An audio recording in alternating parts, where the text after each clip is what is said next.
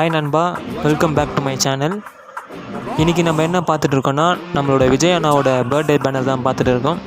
இந்த பேனரோட BST file உங்களுக்கு வேணுமானா கீழே இன்ஸ்டாகிராம் ஐடி மென்ஷன் பண்ணிக்கிறேன். அதில் நீங்கள் டிஎம் பண்ணி பர்ச்சேஸ் பண்ணிக்கலாம்.